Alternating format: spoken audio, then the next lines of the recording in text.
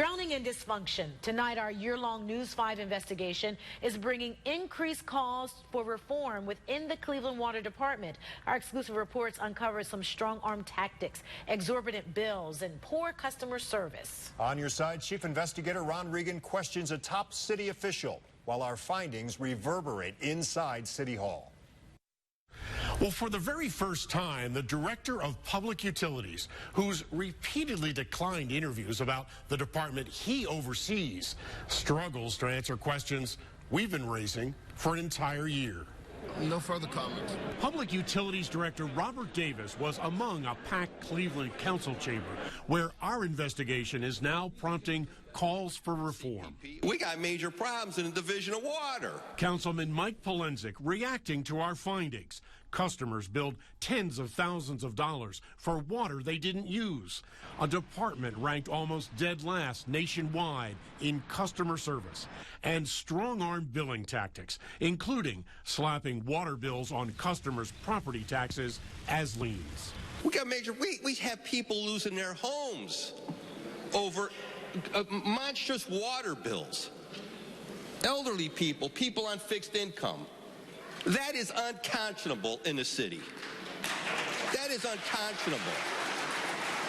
Last month, top Cleveland pastors were also alarmed at what we uncovered. So we should begin talking to the commissioner there and also those who are above the commissioner. That has now happened.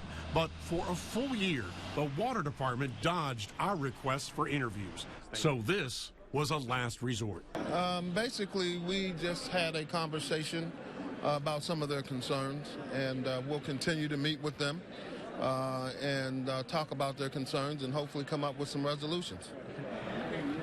Can you explain why so many customers believe the department is cheating them?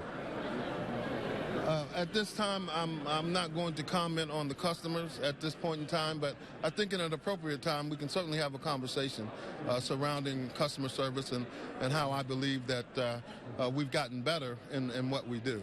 So I would certainly like to welcome that opportunity at a later date. Well, so many, more than 300 have complained to us, and of course a J.D. Power survey found that your department ranks near the bottom of every department in the country. Can you explain that?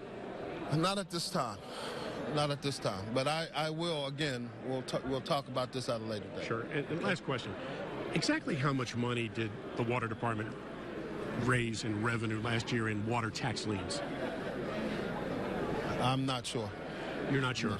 You're the Director of Public Utilities. I'm the Director of Public Utilities, and I'm sure that if asked the question and getting the information, I can't give you the number right now. But you're pursuing a policy that could cost people their homes, and you don't know if it's successful or not? I have no further comments. Okay? That's a number you should know. You make north of $100,000 a year, right? Shouldn't these numbers be? I have no further comments. Shouldn't those numbers be right top of mind? No further comments. The water department has also spent millions on consultants, and serious questions are now being raised about what taxpayers are getting for their money.